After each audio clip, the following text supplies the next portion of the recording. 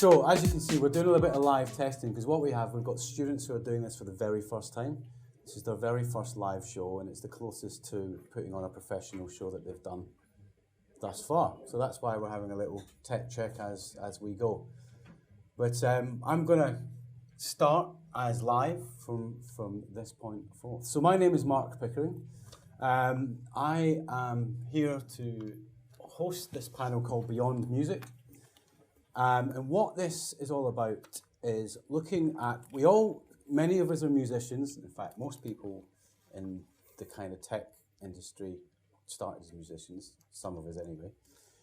It's looking at musicians and audio upstarters, people wanting to get into the game. And yes, there's many different ways to work in this really big and really diverse and, hate to use big words, ever so converging industry. Okay, that means lots of things are starting to cross over, and there's a lot of ways that you can work in supportive roles as well as creative roles, and some people do both, although it's rare. So let me tell you a bit about me. So my background is I'm what you'd call a multidisciplined technician type, but I'm also a creative. So that's apparently a rare thing, but I think as the industry's changing, it's becoming more of a common personality attribute or work skills attribute.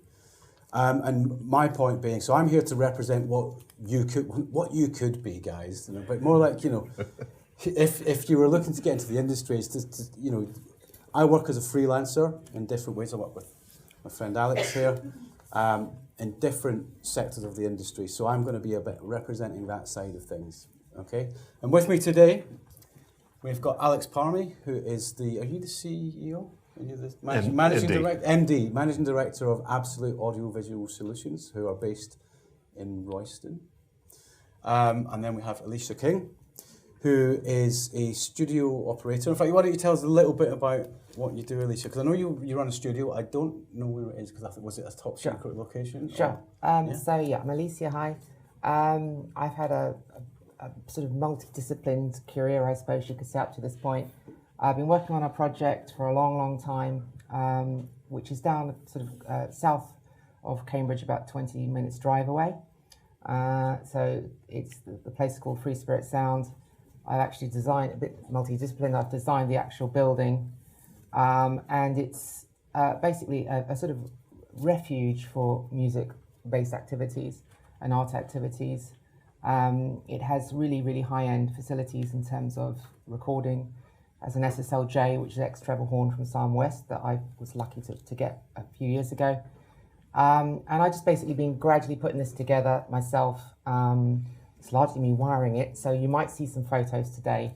It's still in the wiring phase, so apologies for that. But you'll get the idea of the sort of vibe that I've gone for. I've designed the whole thing myself, and so it's sort of brought out all the creative sides of sort of things that interest me through my career. That's the short version, and I'll swiftly go on to Damien, and we'll come back to Al. I work in tours, basically. Tours and events. DJ, tours and events, and logistics of putting on tours. Cool. Basically. And then we've got Tom. My background is predominantly major labels, so I worked at EMI, and then when EMI was bought by Universal, I then moved over to Universal. My role was international marketing. What that involves is the UK signed artists going out to the rest of the world. My role would be to kind of oversee those campaigns in every other territory.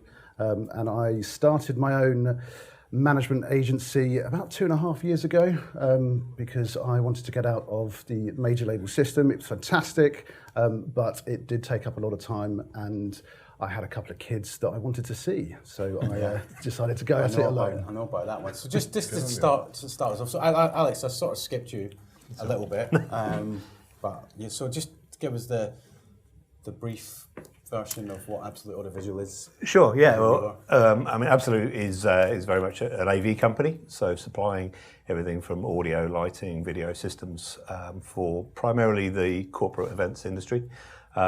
Prior to that, I actually started my career very much in the rock and roll world, working for an audio company which used to be based just south of Cambridge. I was very lucky. It turned out to be the third largest company in the world at the time, and toured with some huge bands back in my sort of 18, 19, 20-year-old kind of era. That moved into doing corporate events. Then I became backline tech, and then I became stage manager and then production manager, whilst doing corporate events before starting Absolute in 2006, and that grew from one man with no van to a team of about 45 people prior to COVID.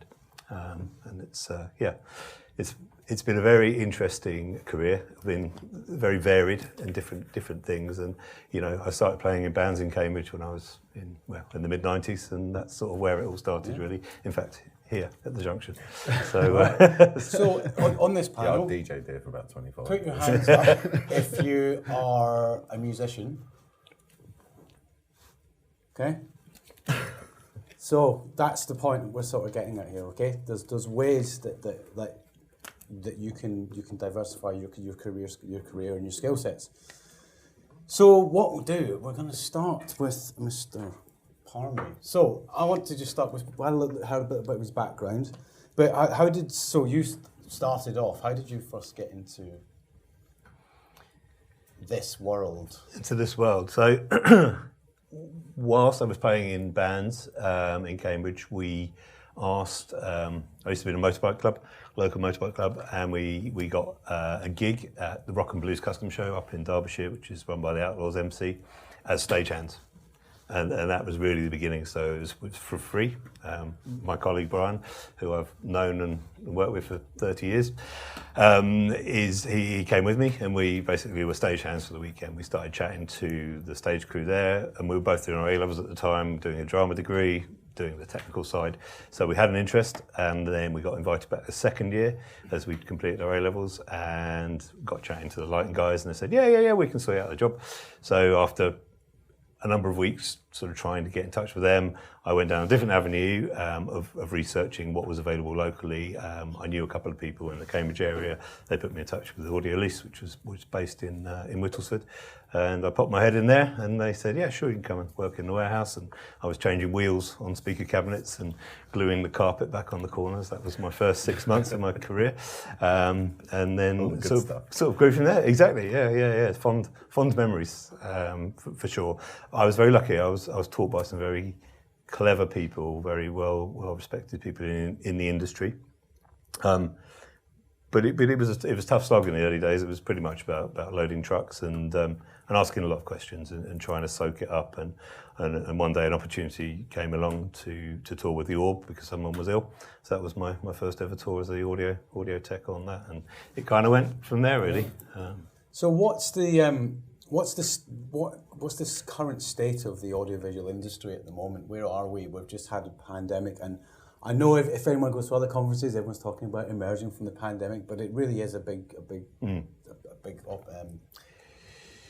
discussion. We are in a state of chaos at the moment, I think would be the best way to describe it. In March 2020, we went from a full order book to having zero work in a week. Trying to then juggle all of our staff and work out what to do and decisions that we'd never had to think about before. I guess we kept hoping that it would come to a conclusion sooner than it did, but it kept going along, so we pivoted into other things such as virtual conferences, virtual event work, which we've done a reasonable amount of, and that kept a small team of us going. In sort of September last year, we started to see work come back again, but it was all very last minute, and we were working on a reduced team, so that caused quite a bit of chaos. A lot of people weren't back in the industry, so freelancers are very hard to come by. We supplement our teams with freelancers for most work that we do. And we started to recruit again, but we found that quite challenging because there was less bodies available. And then end of November, everything stopped again when the Omicron thing came along. But we kept along the same path, and we stayed true to the people that we brought back in.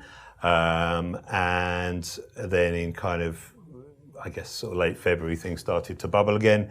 And then by mid-March, it was 100%. It's like we hadn't been through the pandemic at all, but we were running on half the people trying to deal with the work that we had that day, plan for work in the future, and deal with things that had been postponed from earlier in the year. So there was a massive shortage of freelancers simply because there is not enough AV companies, there's not enough people to service the amount of work that's surging at the moment, which will be a temporary thing, but it's tricky at the moment.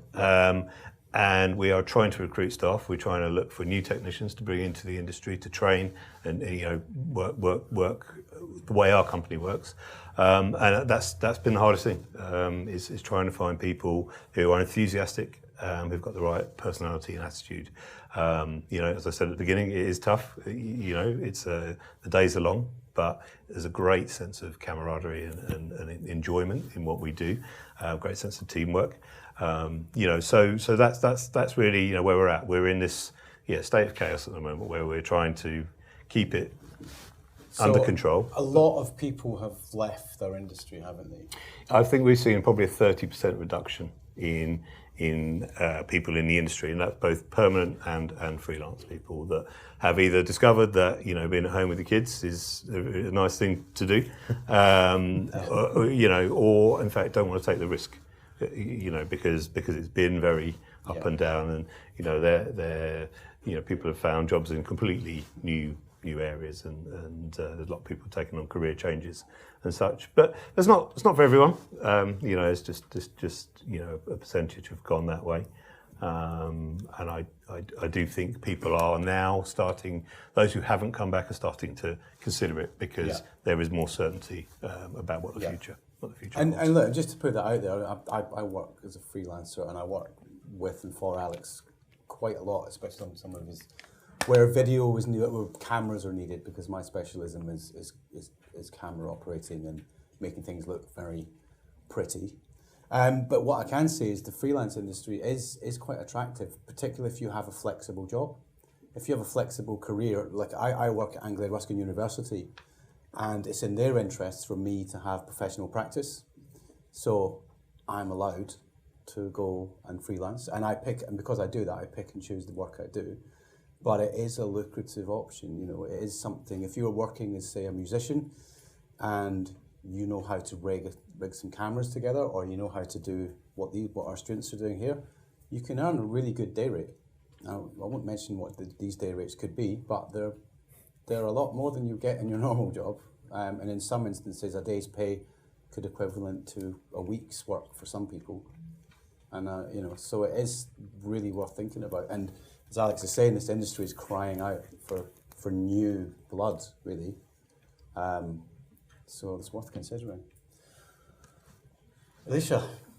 Yes. So Dave, we've got a very diverse group of people here, okay? So very different specialisms, I'd say. Oh, by the way, that's one of your live streaming. It's one of our virtual setups. Virtual setups. That was. It looks like it was taken from a thumbnail on the internet.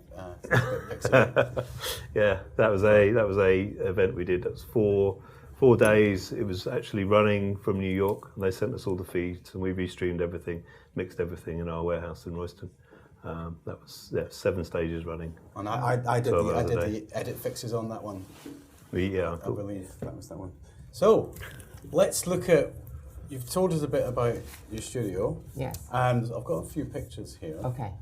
But why don't you tell us about how did that happen with, okay. the short one if you want to. Yeah, no, the short story. And let's talk about what you've done with your time during the pandemic and what's happening as we emerge. I think that's fairly easy with the pandemic. Yeah. I've just basically been under equipment, trying to wire it and figure out what I'm going to do in terms of the overall architecture of what I'm trying to achieve with it. And that's just basically been my full-time job, other than actually building the furniture as well. So it's been very much, just a sort of like a passion of mine, really. I've had an ambition to do something on this level all my working life. And that's actually a piano there. So this is looking back towards the sort of workstation where things are produced. I've designed this workstation, which is quite new, and I don't think anyone else has quite got anything quite like it. It's meant to enable the creation of work in a slightly different way from normal. It's supposed to be very top level, so that we all. I mean, if you're a creative person, you work on a door. I just feel it's a very constrained environment.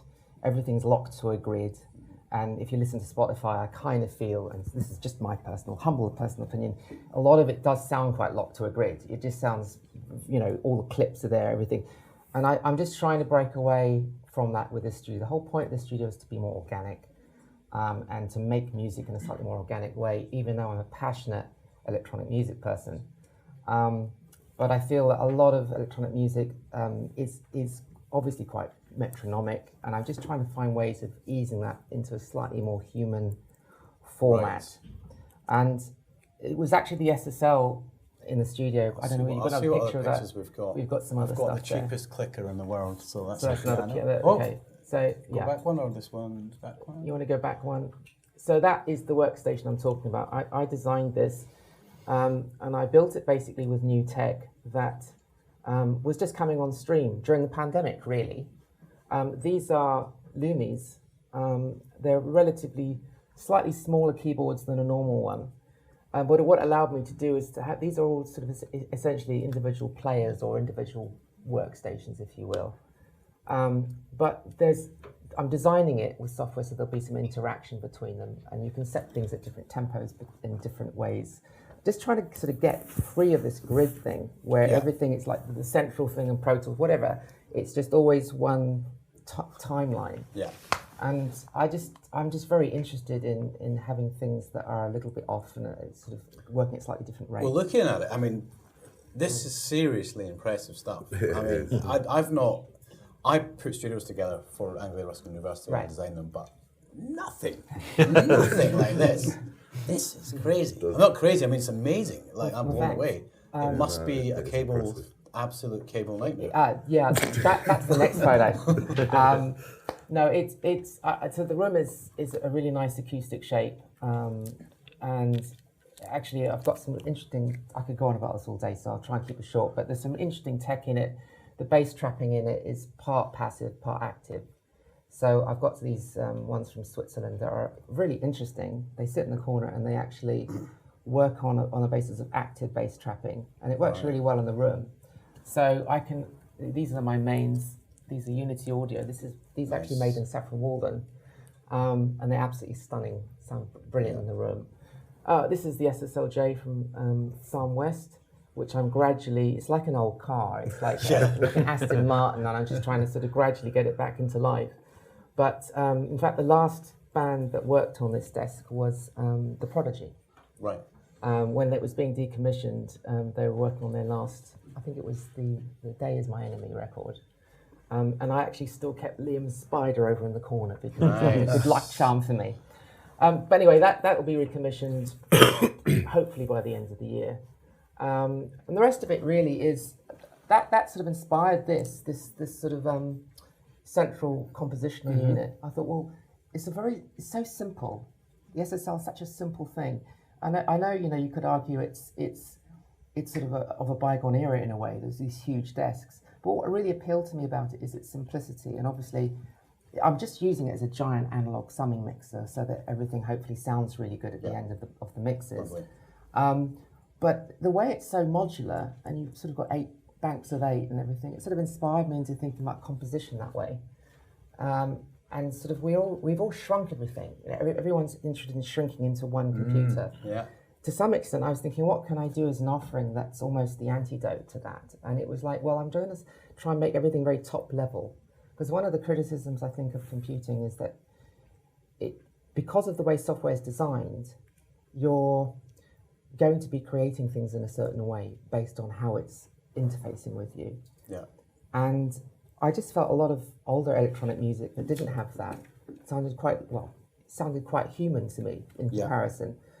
So I decided to go with this and build this, which enables me, in a nutshell, or anyone using it, because it's not just me who's hopefully going to be using it, to approach music in a slightly more democratic way, where these modules might have certain types of sounds on them, and they can run on their own timelines if you want to. Just I'm still developing it. Really, it's a work in progress.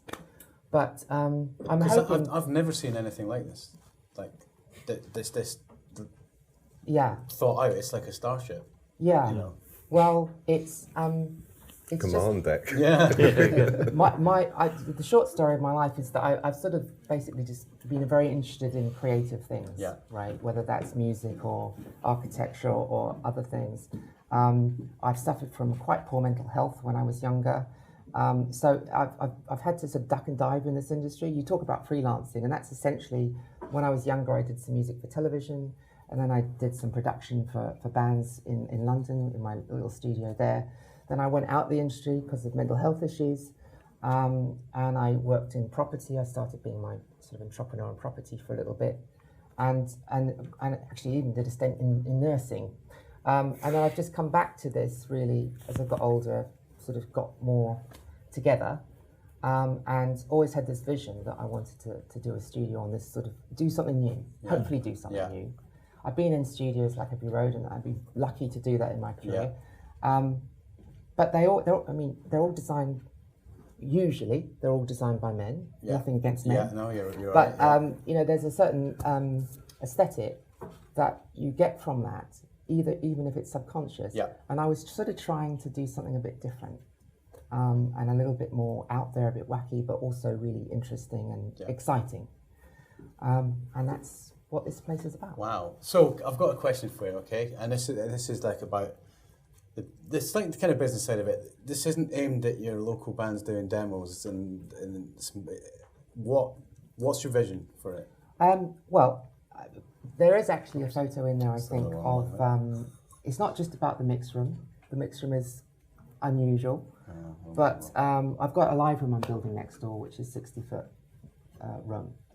So bands and other things, classical musicians, whatever, can come in and use that space, and it should sound really quite nice. It's a vaulted ceiling, and we've also got a concert grand piano that we're putting in there as well. So it should be quite a versatile resource. And I mean, that's a whole other topic, really. You know, you talk about the pandemic. That's sort of pushed society quite hard into new ways of working. You know, and so I imagine some of the people who might want to use it might want to do webcasts, and reach an audience electronically.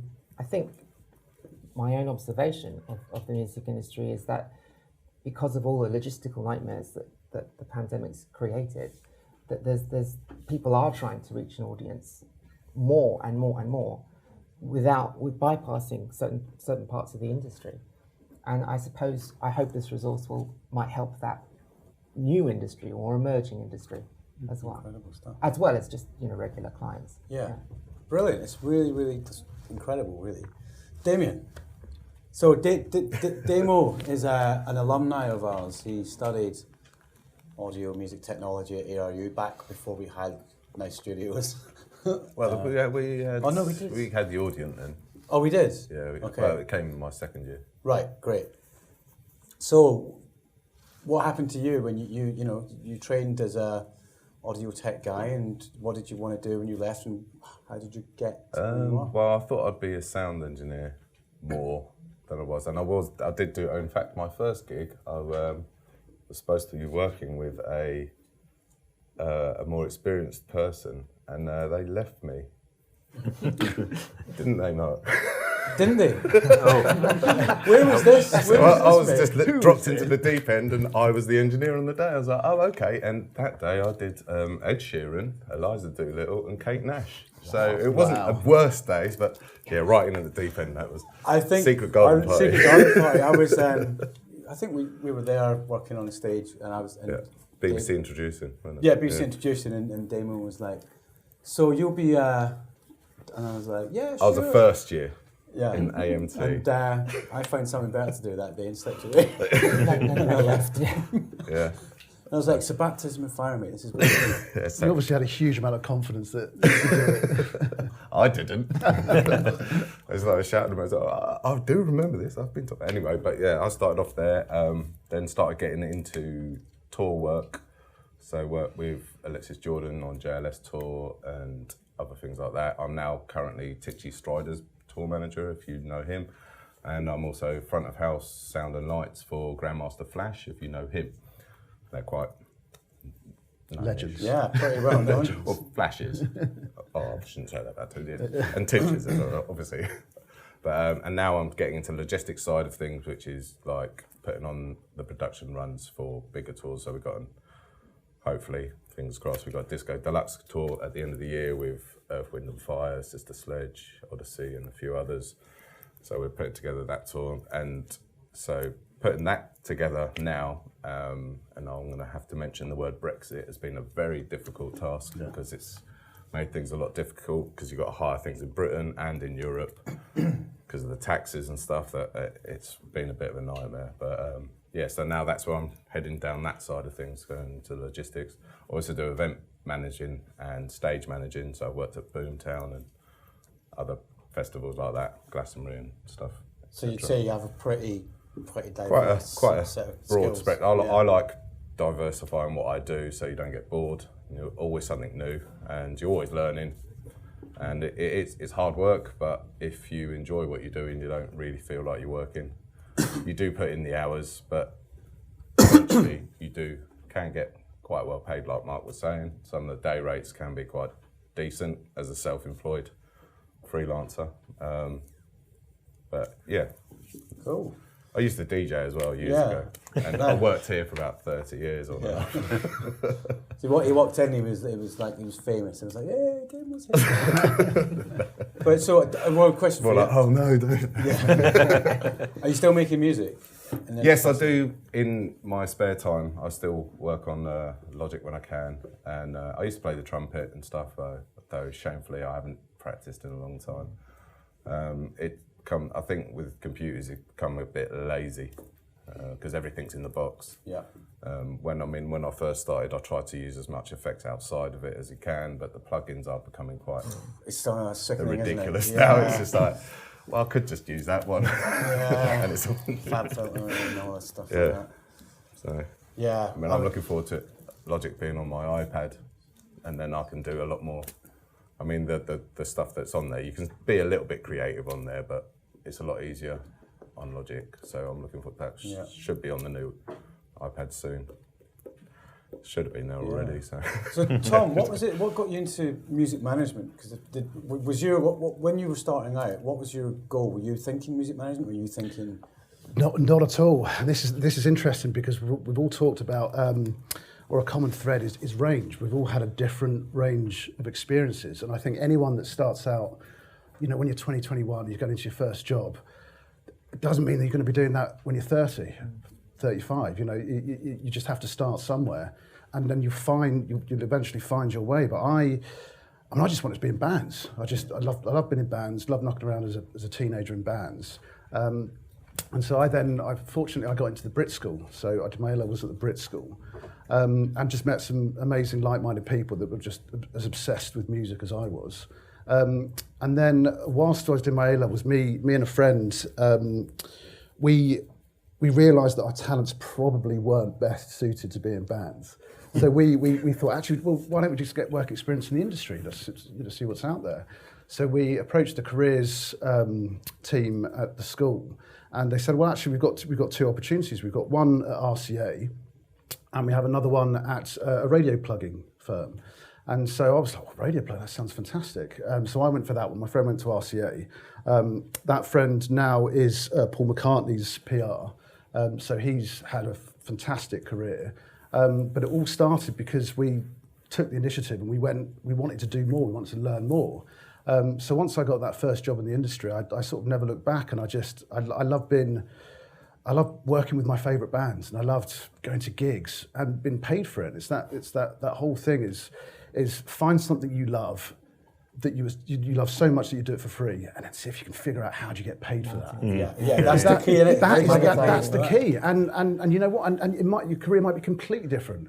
So I started off as a radio plugger. It was a fantastic job, and I was able to buy drinks on the company. I mean, it was just ridiculous for a 21-year-old. I was thinking, this is amazing. But also on the flip side, you do that five nights a week, and you're going to get exhausted. So around about my mid-20s, I got an opportunity to work at EMI, International Marketing, and I had no experience about international marketing, but it's still, there's an element of salesmanship there. So in radio plugging, you're selling into the radio station, the TV shows, you're selling music in, convincing people to play these bands. And international marketing was quite similar, because I'm basically selling the UK signed artists to all our offices around the world and convincing them, giving them reasons why they need to support this in Germany and France and wherever. So suddenly I was then in international marketing. I didn't have any of that experience. And then from that gave me an amazing overview of what every department in a record company does. Because international, it's a little bit kind of sort of jack of all trades, master of none, but you have to have an idea of what every other department's doing. So I can then take that information and say, hey, look, we've got a new single coming. It's amazing. Watch out for it. So I got to understand how major labels work, how every department works, and from that you just sort of absorb this knowledge.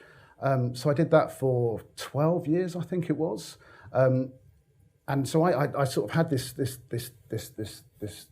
experience of how to run a campaign not only in the UK but globally. So I had all these global connections and friends and relationships. So it felt that moving into management was the kind of almost the next step. It just felt right. And funny enough, I look back now and I think, God, was everything that I was doing leading to this point? It looks like that. It looks like everything was sort of building, pushing you towards that kind of. It was with all your and then suddenly, you don't realise, but suddenly it's like, God, I've got 20 years experience in the music industry. I can now put that somewhere. I can help Where does an it come artist. And you think, right, I can just plough everything into 3 artists. Because in my old role, I sort of got quite senior. I was running a team of 12 people, and I had to be across 40 different releases, 40 different artists. But I had to know enough about each campaign so that if I was pulled into a meeting last minute, I'd have to be able to talk confidently and knowledgeably about that particular campaign, because I might be sitting there with the artist or his manager or 25 people at the label saying, okay, what's going on internationally? So you're thrown into this deep end, but it just meant that now as a manager, I've got this luxury of being able to focus on 3 or 4 artists and plough everything into them, so you don't feel like you're spread so thinly. And you can really help them develop their careers. But I think for me, again, looking back, I sort of think to myself, when I got that first job, that first internship, I was the worst intern in the world. I'd never worked in an office before. I hadn't been in that environment. So I was just waiting for people to tell me what to do. I was sitting there reading NME, Music Week, thinking, oh, this is fantastic. And my boss, it was that, but I was clueless. My boss at the time, he's still a very good friend now, he just gave me a kick one morning. He's like, mate, you can't just sit there and read enemy. It's great that you're into this, but you've got to show a bit more drive, a bit more ambition. And it was just something went off in my head. It was like, nothing's going to land on my lap. You have to go and get it. And when you get an opportunity, because that was an amazing opportunity, you have to grab it with both hands, and you have to make the most of it and throw everything at it and show why you should be there above everyone else, and leave no stone unturned. And it's a mindset that isn't. Oh, it wasn't there for me at the beginning. It was something I adopted. I was a musician, and that's what I was going to be. And almost became a rock star, but didn't quite. We know that story there, but. But that, just thinking about how you're talking about connections, networks. I mean, just how important are our networks and the people we know and the people we work around? I mean, massively. Everything. It's for a freelancer. For most people, it's everything. Especially for freelancers. I think you've got to be the first person on someone's thought if they need someone. But you only look that if you know them. So it is more about networking. I mean, most of my work comes through people I know, not.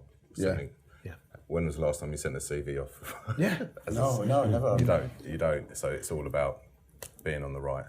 Yeah. Building in the those right people's phone relationships. books, basically. I don't think you realised it at the time, but this No. group of people you worked with and all these different jobs and all these different dynamics, it was just fun, really, because you're doing what you love and you're getting paid to do it. But actually, when you get to where we are now and you become more senior, you're looking back at those experiences, pulling on them, trying to develop you know, a bigger network, and that's how we find people. In the same way that you find your work, you use those networks, and you know, it's like, oh, who do I know who could do this? Oh, I know, I met this guy, or I worked with this guy 20 years ago, and he was a really good LD. But let's see if I can find him on LinkedIn. You know, and that's one of the most powerful tools that's around. We didn't have that in the old days. It was you had your black book, and that was kind of it. So, network is the most valuable thing, I think. You know, an experience. It's the second thing. Don't be scared to ask questions. Ask all the questions. Ask the questions. Absolutely. Exactly as you said, the epiphany moment when your boss said to you, you know, if you don't pull your finger out, you're not going to be here. And you're like, hang on a minute, I'm just doing what everyone else is doing. I'm having a great time.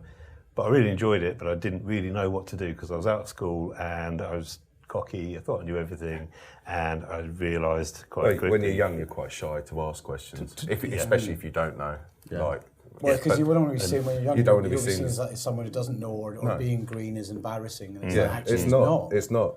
You got to crack on. Ask questions. Be the annoying brat that keeps on asking questions because they don't mind. The other people won't mind because they're actually appreciative that you're that enthusiastic.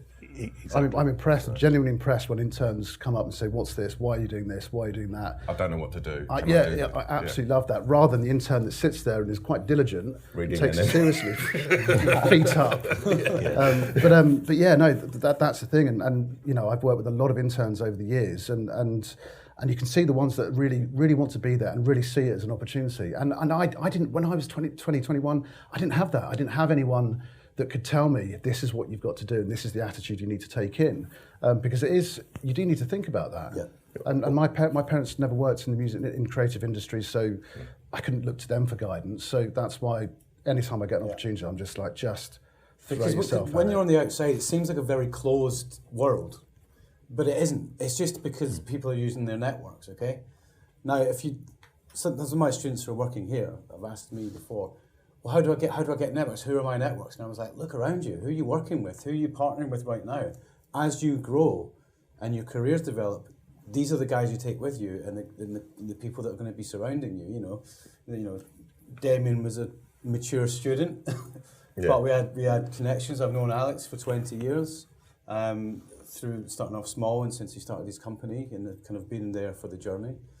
So there's a lot to, don't be afraid to ask, you know, and just try and get some. We're here, you know, today. If you feel like asking us questions, and I'm not running around helping these guys, just ask. You know? But sorry. The music industry is small, and people talk. Yeah, it is, and you find that there are groups that will work for 2, 3, 4 bands, go back to the music days, and then another group with another 2, 3, 4 bands, but then they intermingle, and then that's where you build your network. Yeah, and that's what it's like you're saying, you'll have the usual groups, but then one person won't make it that week, so that's when you get in. Yeah, exactly, and then that's just your got to be gig for a prepared bit. for This is why I always say yes, because if I don't say yes to a job, someone else will come into it, and then I'll be like, or you get to the point where you can say, nah, I'm not doing well, that's true as well. Sorry, Mark, just your point about asking questions is that I've only been a manager for 2.5 years, so I'm still learning every day, and I still have these lots of moments on a weekly basis where I'm like, I don't know what to do here. But if I ask the question, am I going to look like, oh, this manager doesn't actually know what he's doing? Because I'm working with lawyers in the US and working about, you know, how publishing works in the US and business managers, which you don't have necessarily in the UK. So half the time, I literally don't know what I'm doing. But you know what? You just got to ask the question. Yeah. Cool. Well, I'm just going to move things on quickly because I want to we're talking about we need more people in these creative support industries, for one. And we all kind of represent that as well. But if you look at this, people sat on this stage, or lack of stage, it's fairly representative of the industry that we work in the fact that we only have one woman here. Okay? And that's something, there's And one non-white person. and one non-white person. No, but you're right. But while we were setting up this conference, one of the challenges was to not have it full of middle-aged white men. And it was really difficult not to do that. So we actually turned down a lot of really good speakers because we wanted to make it, try and get some more diversity into it. Fortunately, one of our other women pulled out as well, but we've got someone else later. But how do we get more non-white men into this industry, and women and people from diverse backgrounds, and where does it start? How does that message get out? What can we do to change that? Can we do anything, or does it start at school? Any thoughts? I mean, we at Universal, we had a lot of outreach stuff where we'd work with some of the local schools, and we'd pull in interns from a lot of the local schools in the area, and some obviously very, very deprived areas. And I think it's trying to figure out how you create those opportunities, because it has to come from somewhere. And I think it's on all of us to try and think about how can we offer more opportunities to young people, because it's a competitive business. Everybody loves the music industry, fashion industry, all these really exciting industries. They are competitive. So is there mentorship roles? Is there opportunities for us to pass on our experience and pass on our advice? And it's looking for those opportunities, really. I think, as you say, getting people when they're young and getting them enthusiastic about the industry and the jobs outside of just being a rock star, which is something that we probably all wanted to do as we were growing up. But I found quite quickly that I could have a career and still do what I enjoyed and be around what I enjoyed, and that's really important, exactly as you've said. And I used to go to festival after festival, and I could watch all my favourite bands for free and live almost the life of the rock star, but without having to kick around for 22.5 hours a day. Yeah, so that's the best side of working on tours. You're not famous, but you can live like a rock star. Exactly, you get the experiences. You don't get the hassles of But then you people coming up realise, to you. a conference centre or an arena or a hotel and maybe a bar, that's all you're going to see in a truck. Yeah. But it's still fun. It is still fun. But I think engaging with younger people is to explain to them the industry is there, because I don't think a lot of people are really aware of it. No, how much opportunity is available for all the four different things or five things that we do are all completely different. We've all got different routes of how we've got there. So apprenticeships is something that we're trying to work with at the moment and get more young people into the company at an age where they are keen to learn and try to give them an opportunity to do something different. I think there's less training opportunities though initially, but before that, like educational wise, there was a lot less training opportunities or courses that you could do. I mean, that's right. And it doesn't really show you the diversity of all the careers that are in music. Yeah. So, Allysia, what's your take on this? I mean, particularly with women, like what can we do? I have to tread a bit delicately. I think it's pretty clear, I think, that parallel to society, isn't it? Yeah, it's absolutely a parallel in society. It obviously does start at school, I guess, and it's representation. I suppose when you're young, you don't see those people doing that job in the same numbers. Obviously, I think it's probably, I don't know what the percentage is. Still, it's about 3, 4, 5%, I think, of women in the industry, which is ridiculous. Yeah. Because the other thing about women, generally, I think, when they're in the industry, is they really try very hard to be good, because obviously there's a sort of pressure, which is probably not right at all, right? No, if you're not white male, you've got to work twice if you're going to be a woman or a girl in that situation, then you're going to try really hard to be good and to deserve your place at the table, as it were. There is the M word, the misogyny thing is there undoubtedly, and I think it's also just a sort of visibility thing. I mean, for me, I've been inspired by people like Imogen Heap, Björk, all these people who really amazing artists, but also producers. They've had an amazing grasp of what they're doing in terms of their own work. And that's, I found that really inspirational, but we just need more of those people. Yeah. There's perception from an artist's perspective, a lot of women artists, brilliant women artists, obviously, but you don't get the feeling or the perception that there are as many women co-workers around that team of people working with them as there should be, and there aren't, right? Yeah.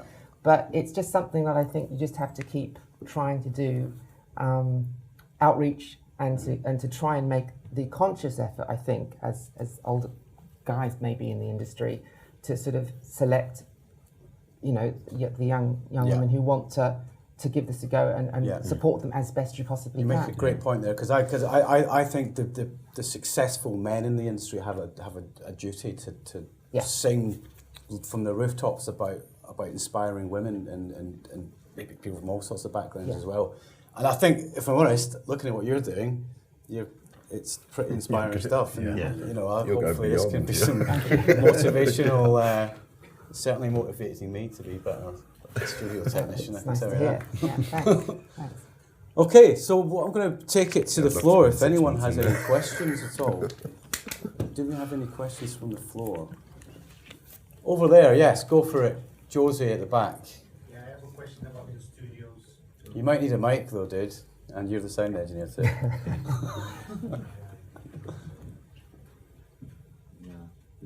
Yeah, you are listening, guys? Yeah. Yeah.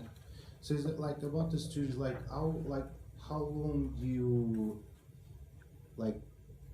how many years you take to build that studio, How many years? Yeah, I know you're still working on that, but how long?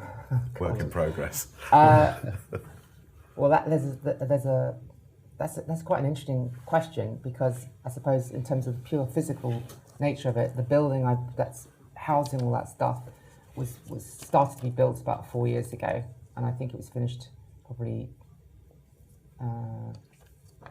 about 18 months ago. It was finished, and then I started putting all the stuff in, and actually didn't really.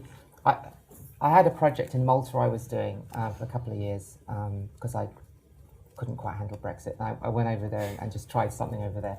But I was lucky enough to work with an amazing acoustician, a guy called Donate Masci, who was from Italy. And so I learned a lot about what he was doing in terms of acoustics. So I've tried to approach what I've done in the room from a lot of the things I learned from him, but then find an aesthetic way of doing it that appeals to me and hopefully appeals to, it's sort of like androgynous, appealing to both sort of male and female equally, I hope,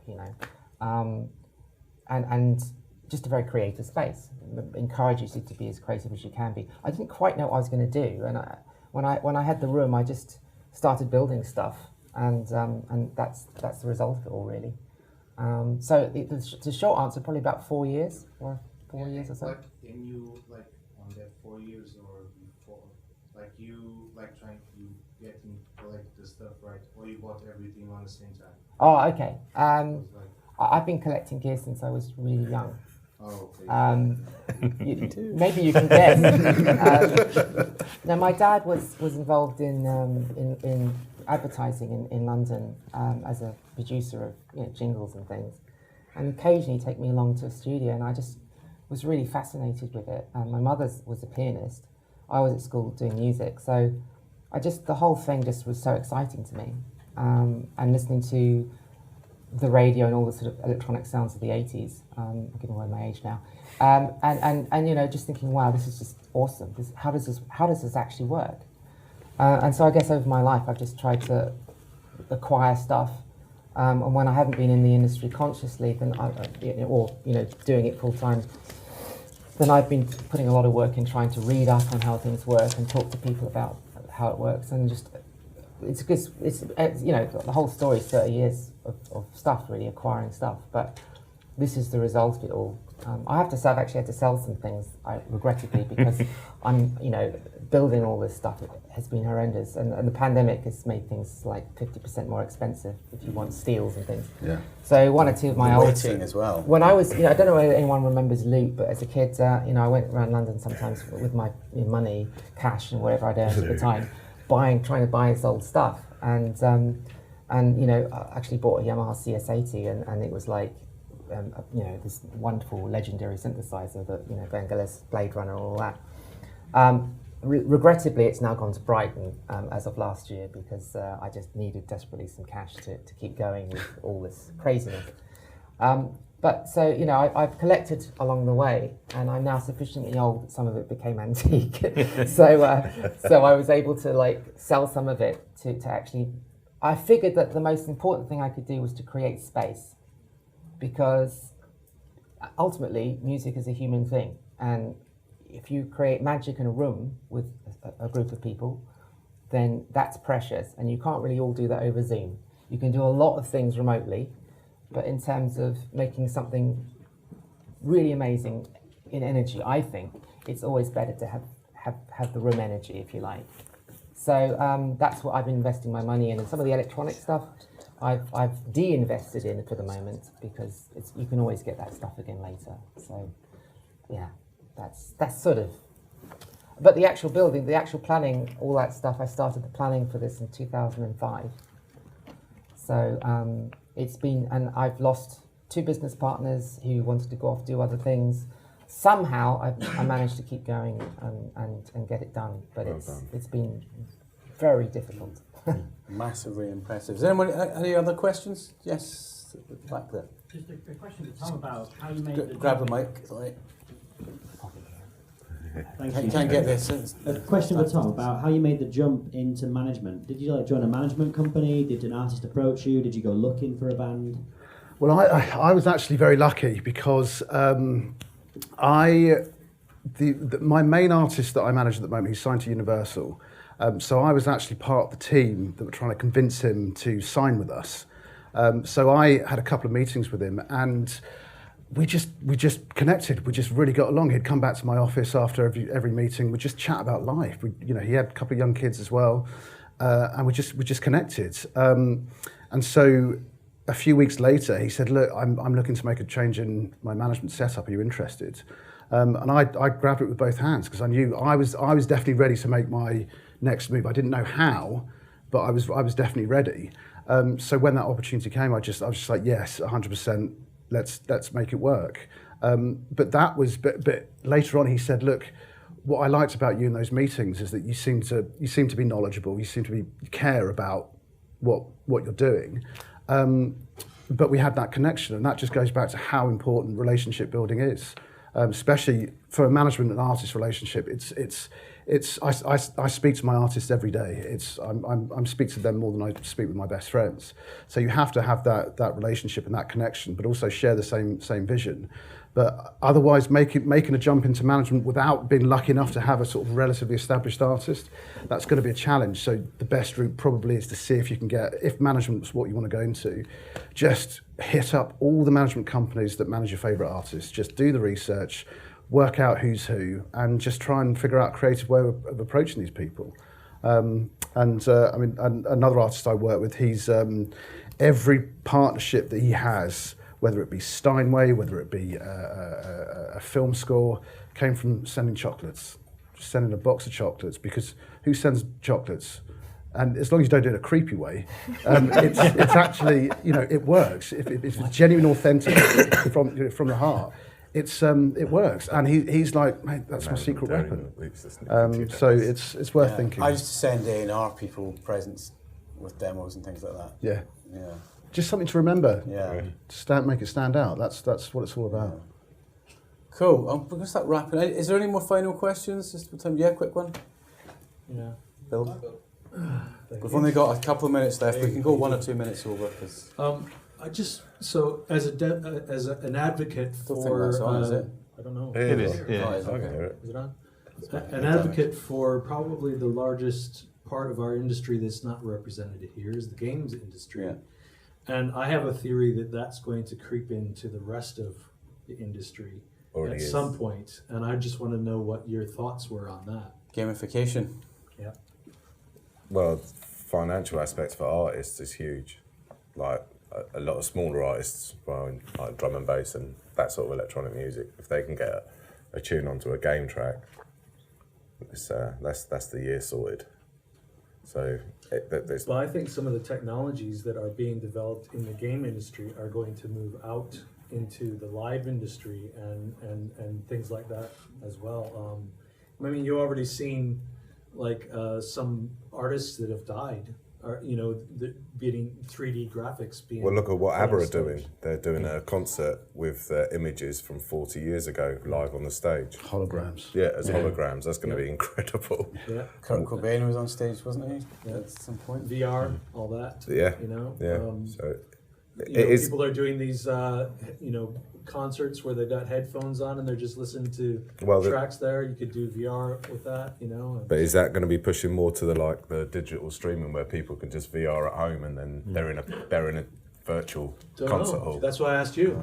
Well, I can see it happening. I've done and some then research into VR actually, but sorry, go. But then with if you look at Kanye West, what he did with his album launch, he made more money like with the 3 private concerts. He made 16 million or something in a night.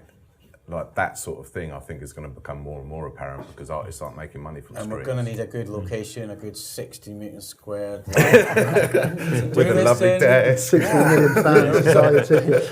Yeah. So that's the convergence. Do you know what I'm talking about?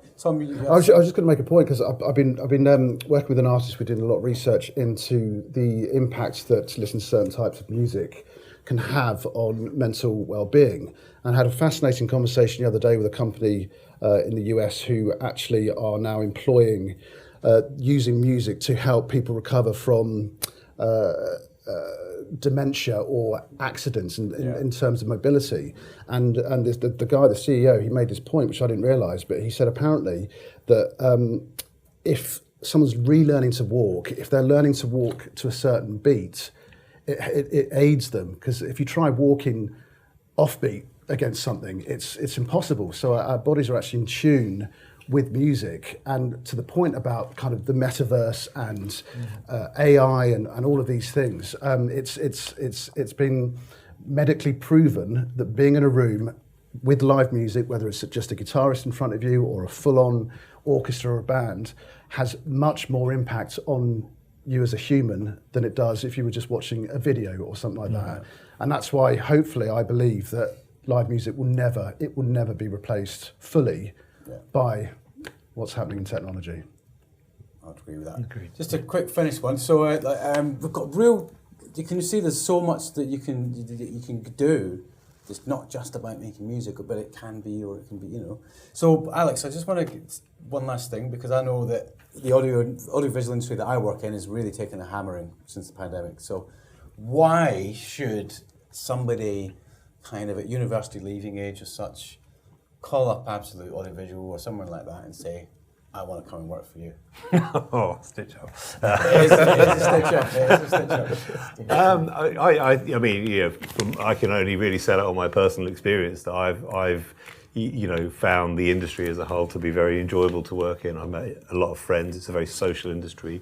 A lot of the people that I know now I've known for my entire career. Grown with them, we've grown together. It's an interesting industry. It's constantly changing technology. You get to play with gadgets, if you focus, you can earn a good living out of it and still enjoy your passion at the same time. So, Absolute is more corporate events, but it's, if anything, I got out of music in my early 30s because I felt corporate events was a more stable industry to be in. Now I could have gone on and carried on with music, but it's more stable. That was my personal thing, but I'm not saying that's true of everything. The bands I work with were probably a little bit more chaotic and prone to things getting cancelled and stuff. So I took that decision at that point, and I had 2 young kids, so I also spent more time, or tried to spend more time at home. But yeah. Right, this has been a really, really fascinating and I think valuable discussion. So I just want to say thanks to our panelists. I think a round of applause would be appropriate.